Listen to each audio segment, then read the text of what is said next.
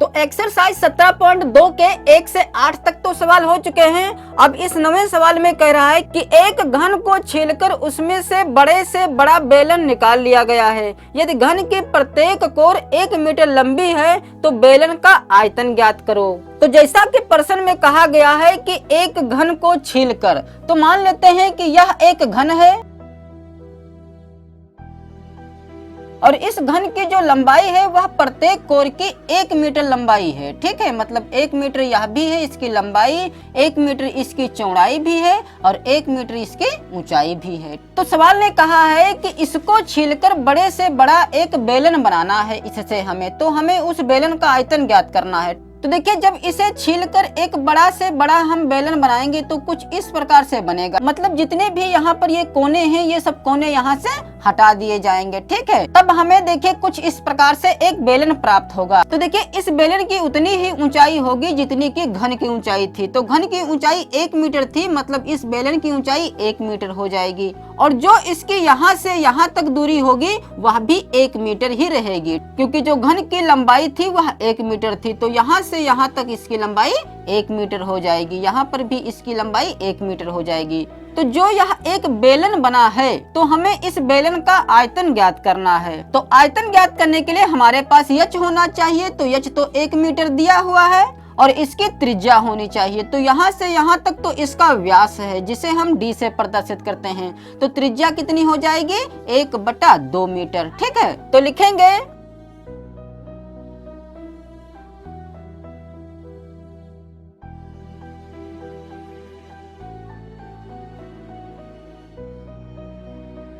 तब बेलन का आयतन बराबर क्या हो जाएगा? बेलन का आयतन का सूत्र होता है पाई r स्क्वायर एच।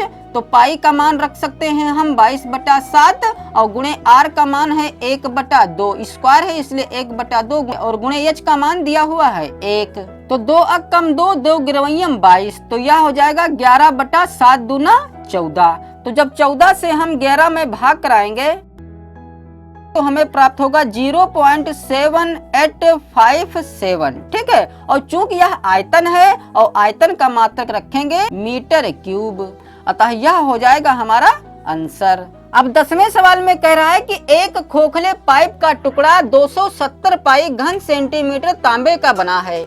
यदि उसकी लंबाई 9 सेंटीमीटर है और सिरे का बाहरी व्यास 17 सेंटीमीटर है तो मोटाई ज्ञात करो। तो जैसा कि प्रश्न में कहा गया है कि एक खोखला पाइप है, तो मान लेते हैं कि यह एक खोखला पाइप है और इस खोखले पाइप का जो आयतन है वह है 270 पाई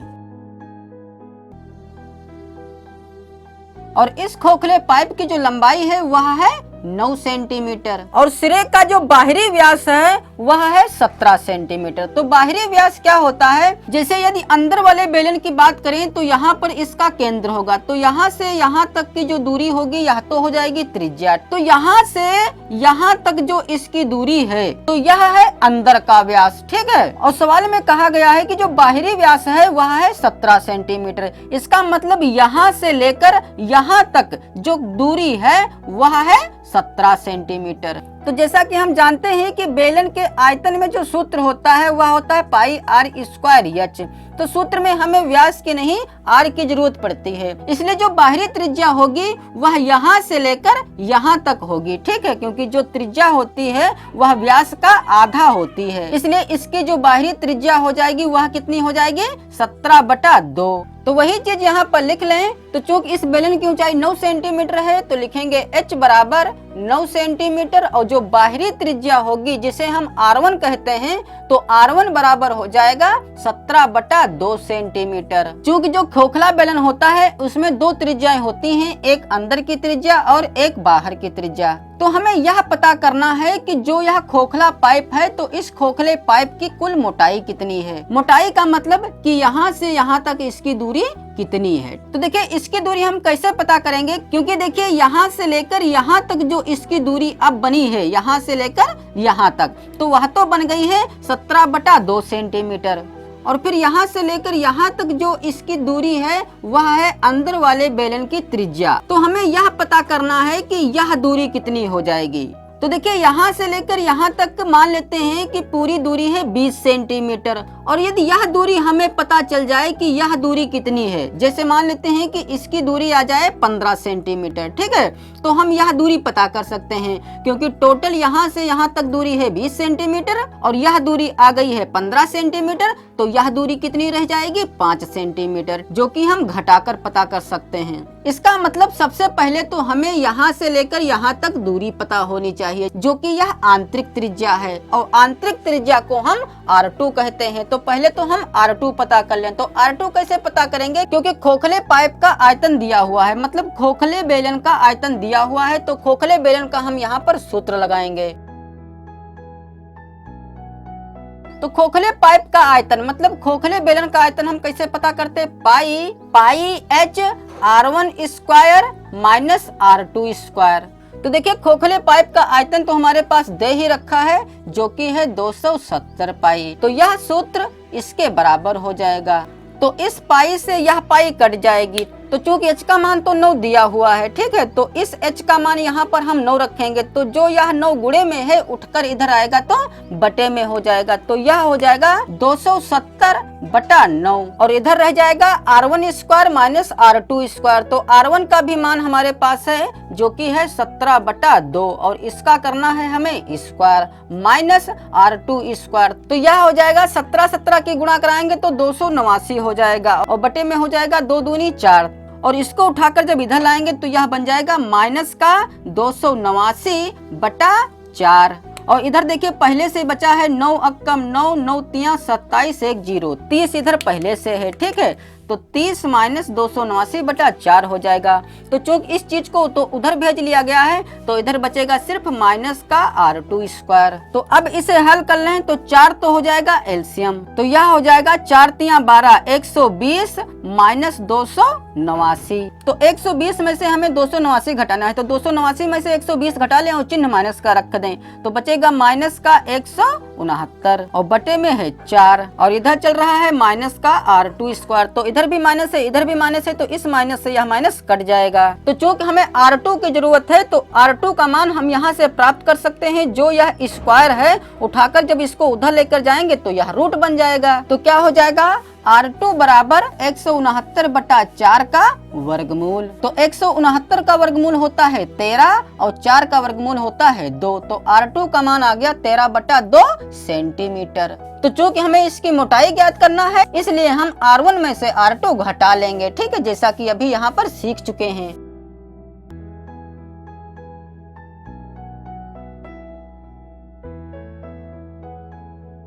और आंसर शीट में जो इसका आंसर दिया हुआ है वह दिया हुआ है 1 सेंटीमीटर, ठीक है, जो कि यह गलत दिया हुआ है, अतः यह हो जाएगा हमारा आंसर। अब प्रश्न नंबर 11 में कहा जा रहा है कि 28 सेंटीमीटर ऊंचे और 11 सेंटीमीटर आधार त्रिज्या वाले लंबवृत्तीय ठोस बेलन की धातु को गलाकर एक ठोस घन बनाया गया है। घन की कोर की माप ज्ञात कीजिए। तो जैसा कि प्रश्न में कहा गया है कि एक लंबवृत्तीय ठोस बेलन है और इस बेलन की जो ऊंचाई है वह है 28 सेंटीमीटर और 11 सेंटीमीटर आधार की त्रिज्या, मतलब जो इसकी त्रिज्या है यहाँ से लेकर यहाँ तक वह दिया हुआ है 11 सेंटीमीटर। तो इस ठोस बेलन को गलाकर एक घन बनाया गया है। तो मान लेते हैं कि इस ठोस बेलन को गलाकर जो एक घन बनाया गया है, तो वह घन मान लेते हैं कि यह है, ठीक है। तो हमें यह पता करना है कि इस घन की कोर कितनी है, मतलब जो इसकी लंबाई, चौड़ाई और ऊंचाई है वह कितनी है। तो चूंकि घन में लंबाई, चौड़ाई और ऊंचाई सब कुछ बराबर होता है, तो मान लेते हैं कि जो इसकी कोर है वह है x सेंटीमीटर। तो हमें x ज्ञात करना है। तो चूंकि इसको ही गलाकर यह बनाया गया है, इसका मतलब जितना आयतन इसका होगा उतना ही आयतन इसका होगा। तो हम इन दोनों का आयतन बराबर कर देंगे। तो लिखेंगे चूंकि बेलन को पिघलाकर ही घन बनाया गया है, इसलिए घन का आयतन बराबर बेलन का आयतन। तो घन के आयतन का सूत्र क्या होता है, भुजा क्यूब। तो भुजा का मतलब क्या है, कोर। तो चूंकि सवाल में हमें कोर ज्ञात करने के लिए कहा गया है, तो हम इस भुजा की जगह पर कोर लिख सकते हैं। बराबर बेलन का आयतन क्या होता है, पाई आर स्क्वायर एच। तो यदि कोर को x मानना चाहते हैं तो यहाँ पर हम x क्यूब रख सकते हैं, और यदि नहीं मानना चाहते हैं तो यहाँ पर कोर ही पड़ा रहने दें। तो पाई का मान होता है 22/7 और गुणे r का मान दिया हुआ है 11, तो स्क्वायर है इसलिए 11 गुणे 11, और गुणे h का मान दिया हुआ है 28। तो 7 अक्कम 7, 7 चक्कू 28। तो 22, 11, 11 और 4 के जब हम गुणा कराएंगे, या चूंकि हमें सिर्फ कोर ज्ञात करना है तो कोर बराबर क्या हो जाएगा, यह जो क्यूब है उठाकर उधर लेकर जाएंगे तो घनमूल बन जाएगा। तो यह हो जाएगा 22 गुणा 11 गुणा 11 गुणा 4, और इसका हो जाएगा घनमूल।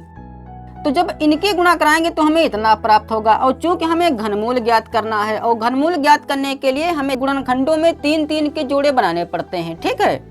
तो यदि गुणा नहीं कराना चाहते हैं तो हम इस घनमूल के अंदर ही इसके फैक्टर कर लें, तो क्या हो जाएगा, तो 22 के फैक्टर क्या हो जाएंगे 11 गुणे 2, तो 11 गुणे 2 और गुणे 11 गुणे 11 है तो 11 गुणे 11, और 4 के फैक्टर क्या हो जाएंगे 2 गुणे 2। तो देखिए 11 11 11 3 बार है, तो चूंकि घनमूल हमें ज्ञात करना है इसका, तो 11 तो बाहर निकल आएगा क्योंकि 11 हमें 3 बार मिल चुका है। इसी प्रकार 2 2 और 2 यह भी 3 बार है तो यह भी 2 बाहर निकल आएगा। तो यह हो जाएगा 11 गुणे 2, और 11 की जब 2 से गुणा कराएंगे तो यह हो जाएगा 11 दूनी 22। मतलब जो कोर की माप आई है वह आई है 22 सेंटीमीटर, अतः यही हो जाएगा हमारा आंसर। तो इस 12वें सवाल में कह रहा है कि किसी खोखले बेलन की बाहरी और भीतरी त्रिज्याएं क्रमशः 6 सेंटीमीटर और 4 सेंटीमीटर हैं। यदि बेलन की ऊंचाई 14 सेंटीमीटर हो तो उसका आयतन और संपूर्ण पृष्ठ ज्ञात कीजिए। जैसे एक यह खोखला बेलन है, तो इस खोखले बेलन की जो बाहरी त्रिज्या है वह है 6 सेंटीमीटर। तो बाहरी त्रिज्या यहाँ से लेकर यहाँ तक होगी, ठीक है, जिसको हम R1 से प्रदर्शित करते हैं। तो R1 दिया हुआ है 6 सेंटीमीटर, और जो भीतरी त्रिज्या है मतलब जो यहाँ से लेकर यहाँ तक दूरी है वह है 4 सेंटीमीटर, जिसको हम R2 कहेंगे, और इस बेलन की जो ऊंचाई है वह है 14 सेंटीमीटर। तो इस खोखले बेलन का हमें आयतन और संपूर्ण पृष्ठ ज्ञात करना है। तो सबसे पहले तो आयतन ज्ञात कर लें, और उससे पहले जो यहाँ पर दिया हुआ है पहले वह लिख लें। तो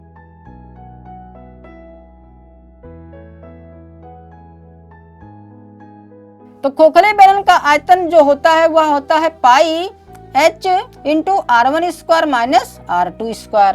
तो पाई का मान होता है 22/7 और गुणे h का मान है 14 और R1 का मान है 6, तो 6 का स्क्वायर माइनस R2 का मान है 4, तो 4 का स्क्वायर। तो 7 अक्कम 7, 7 दूनी 14 हो जाएगा, तो यह हो जाएगा 22 दूनी 44, और ब्रैकेट के अंदर हो जाएगा 6 छक 36 माइनस 4 चक्कू 16। तो यह हो जाएगा 44 गुणे 36 में से 16 घटाएंगे बचेगा 20। तो जब 44 के गुणा 20 से कराएंगे तो 44 दूनी हो जाएगा 88 और 1 0, और चूंकि इसकी मापे सेंटीमीटर में है इसलिए इसका आयतन हो जाएगा 880 सेंटीमीटर क्यूब। तो एक आंसर तो हमारा यह आ जाएगा। और चूंकि सवाल ने संपूर्ण पृष्ठ भी पूछा है इस बेलन का, तो अब हम संपूर्ण पृष्ठ ज्ञात करेंगे। तो लिखेंगे तथा बेलन का संपूर्ण पृष्ठ बराबर खोखले बेलन के संपूर्ण पृष्ठ का जो सूत्र होता है वह होता है 2 पाई R1 plus R2 into H plus R1 minus R2। तो अब इसमें सबके मान रख दें तो क्या हो जाएगा 2 पाई इंटू R1 का मान है 6 और R2 का मान है 4 इंटू H का मान है 14 प्लस R1 का मान है 6 माइनस R2 का मान है 4। तो यह हो जाएगा 2 पाई इंटू 6 4 10 और इंटू 14 6 20 हो जाएगा, और 20 में से 4 घटाएंगे तो बचेगा 16। तो यह हो जाएगा 2.20 और 20 की गुणा जब 16 से कराएंगे तो हो जाएगा 16 दूनी 32 320, और पाई भी साथ में है तो पाई भी रखेंगे। तो चूंकि यह संपूर्ण पृष्ठ है और संपूर्ण पृष्ठ का मात्रक रखेंगे सेंटीमीटर स्क्वायर। और जबकि जो खोखले बेलन का संपूर्ण पृष्ठ है वह बुक में दिया हुआ है आंसर 360 पाई, जो कि यह गलत दिया हुआ है, अतः यह हो जाएगा हमारा आंसर। और देखिए जबकि बेलन का संपूर्ण पृष्ठ का जो बुक में आंसर दिया हुआ है वह दिया है 360 पाई सेंटीमीटर स्क्वायर, ठीक है, जो कि यह गलत दिया हुआ है, अतः यह हो जाएगा हमारा आंसर। अब इस 13वें सवाल में कह रहा है कि 30 रुपए प्रति घन मीटर की दर से 70 मीटर लंबी अर्ध बेलनाकार सुरंग खोदने में क्या व्यय होगा, जिसका व्यास 10 मीटर है। तो 13वें सवाल में हमें यह पता करना है कि एक अर्ध बेलनाकार सुरंग को खोदने में कितना व्यय होगा, मतलब कितना खर्चा होगा। जबकि जो यह सुरंग है, यह सुरंग अर्ध बेलनाकार है, मतलब यह सुरंग इस प्रकार से है। जबकि इस सुरंग की लंबाई दे रखा है 70 मीटर और जो इस सुरंग का व्यास है, मतलब यहाँ से यहाँ तक जो दूरी है वह है 10 मीटर। ठीक है, मतलब व्यास दिया हुआ है 10 मीटर और जो इसकी लंबाई है वह है 70 मीटर। तो चूंकि आयतन ज्ञात करने के लिए हमें त्रिज्या की जरूरत पड़ेगी, तो त्रिज्या r बराबर कितनी हो जाएगी, व्यास का आधा करेंगे तो हो जाएगा 10/2 बराबर 10 का आधा 5 सेंटीमीटर और इस सुरंग की जो लंबाई है वह है 70 मीटर। तो देखिए, चूंकि हमें इसका खर्च पता करना है, तो 1 मीटर क्यूब सुरंग खोदने में जो खर्च आ रहा है वह आ रहा है 30 रुपए का, क्योंकि सवाल कह रहा है कि 30 रुपए प्रति घन मीटर की दर से, मतलब 1 मीटर क्यूब का जो खर्च है वह 30 रुपए है। तो पहले तो हम पूरी सुरंग का आयतन पता कर लें, मतलब हम यह जान लें कि इसका आयतन कुल कितने मीटर क्यूब है। तो लिखेंगे इसलिए अर्ध बेलनाकार सुरंग का आयतन बराबर, तो चूंकि जो बेलन का आयतन होता है वह होता है पाई r² h, और चूंकि जो यह सुरंग है यह अर्ध बेलनाकार है, मतलब आधी ही बेलनाकार है, तो हम इसका कर देंगे आधा। तो आधा करने के लिए हमें 2 से भाग कराना पड़ेगा। ठीक है, तो अब इसमें सबके मान रख दें और बटे में है 2। तो देखिए 7 अक्कम 7, 7 दशामम 70, 2 अक्कम 2, 2 ग्यारहवैयम 22, तो यह हो जाएगा 5 पचे 25, 25,250 और 250 की गुणा कराएंगे 11 से, तो यह आ जाएगा 2750। और चूंकि यह आयतन है तो आयतन का मात्रक रखेंगे मीटर क्यूब, मतलब इस सुरंग का जो कुल आयतन है वह है 2750 मीटर क्यूब और 1 मीटर क्यूब का खर्च है 30 रुपए। तो 30 से हम गुणा कराकर पता कर सकते हैं कि इस सुरंग को खोदने में कुल कितना खर्च आएगा। तो लिखेंगे इसलिए अर्ध बेलनाकार सुरंग को खोदने का कुल व्यय बराबर, तो यह आ जाएगा 22,500 रुपये। अतः यह हो जाएगा हमारा आंसर।